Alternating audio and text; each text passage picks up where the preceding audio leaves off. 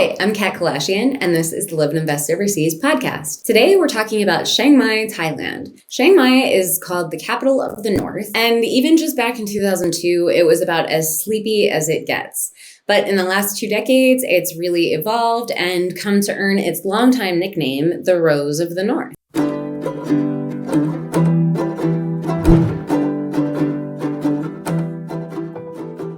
It's definitely a relaxed pace. We'll talk about its differences compared to Bangkok today. And really, the number one thing is more relaxed. It's got a much more laid back pace of life. There's a yoga hippie vibe, and it's a place where you can definitely do nothing and feel perfectly fine about that. But on the other hand, you could also see live jazz. There's lots of live music. Every part of the town is different. So it really offers a varied lifestyle, even though it is just one city in the north. The weather here is described as perfect, and the cuisine in Thailand, obviously legendary, and it only gets better, the longer you're here and the more you discover it. So the best of all, though, about Chiang Mai is that nobody is in a hurry, and that's the cultivated way of life here. That's the mindset that you need to get into if you're going to spend time in Chiang Mai. Barton Walters, call him Bart, has lived over half of his adult life all over the world. And Chiang Mai is his top pick for anyone considering an overseas retirement in Asia. He's lived there for about 20 years now. What are the top things you need to know about Chiang Mai if you're thinking of moving to Thailand? All right, from Bart's lips, number one, it's not Bangkok. So as I said, this is a much slower pace of life than Bangkok. It's not by any means sleepy anymore, but compared to Bangkok, you would call it that. It's got a population of 1.2 million, which by Southeastern Asian standards is not a big city. Big sister Bangkok is home to 12 million, sometimes feels like double that, they tell me, when you're on the ground there. But Chiang Mai feels much, much less crowded, and there are many fewer high-rise buildings. And even those buildings that do exist as high-rises are less than 30 floors, which is low, again, by the regional standards. The Chinese-style shop house architecture is what reigns here, so it's a very picturesque city. And there are also some modern developments mixed in, so it's not behind the times at all. It is a modern city. The roads are fairly good, but on big holiday weekends, Chiang Mai is one of the most popular getaways, which means that the infrastructure is really pushed to its limits on these big holiday occasions when too many people come in. So that's really the only time it feels a little too busy. It really, from above, looks more like a collection of neighborhoods that kind of grew together to fill in the spaces rather than a city that came from the middle and spread outwards. And as I say, it is busy, but not like Bangkok.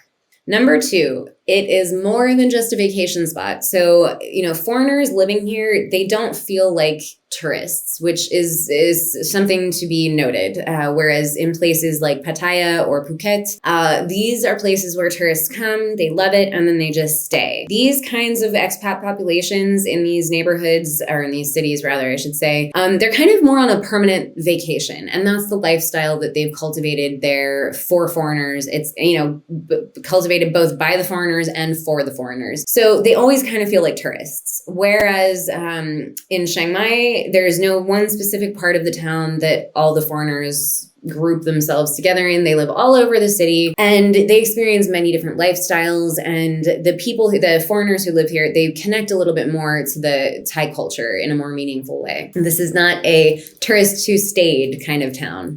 Number three is that it's plugged in. So most expats have chosen to live on some of the big paradises like Koh Samui or Koh Chang.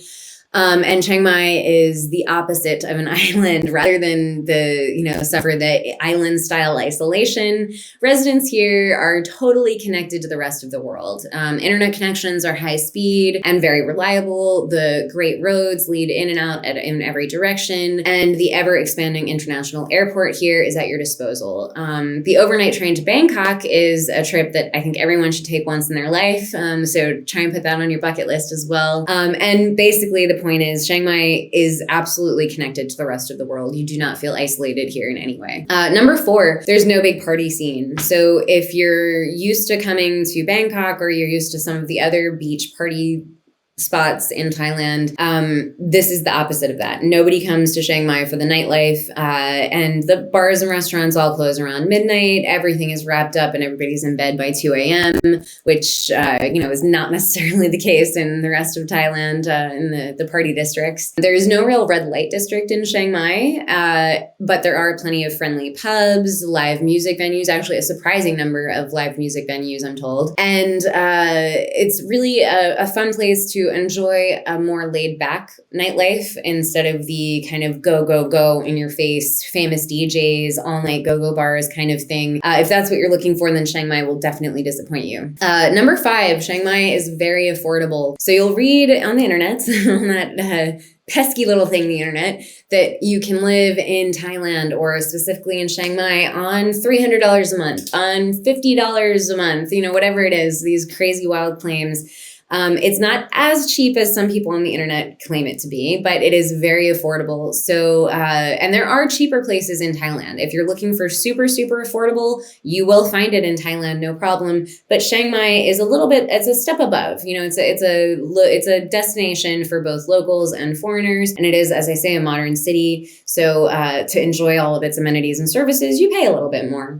Here, you can live a comfortable life for about 50,000 baht per month, and right now that is about $1,400, a little bit over $1,400 a month. So a retiree with a budget of $2,000 a month is going to live very comfortably here. The exchange rate, it does go up and down a little bit. So I think, just a couple months ago, the 50,000 baht number translated more to $1,600. But the point is, if you've got $2,000 a month, you can live very, very comfortably, very well without having to worry about anything. And if you do want to live on a smaller budget, or if your budget is smaller than that, you can certainly do it. Number 6, the large expat community here is very diverse. So the conservative count of foreigners living here is about 30,000 people.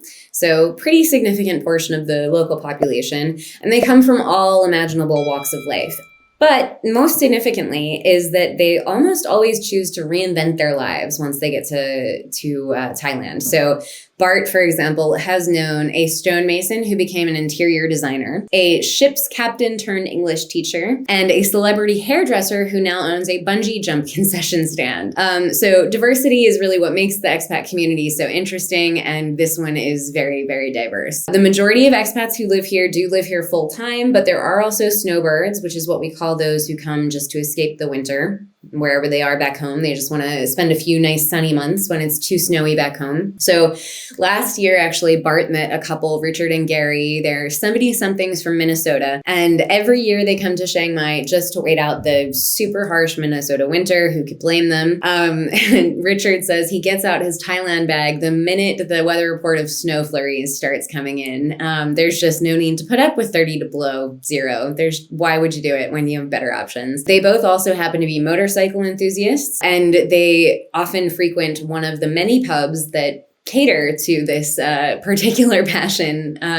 So again, it's not an isolated place. You don't feel disconnected. You don't have to leave your love of Harleys at the door when you come to Chiang Mai. You'll find like-minded souls. You'll find other people who are doing the exact same thing that you are. And as Gary said himself, some people go to Florida when it starts snowing. They go to Florida for the winter, but Florida ain't got nothing on Thailand. So if you are looking just to escape the weather, or you're looking for a more permanent escape, Thailand definitely deserves your attention.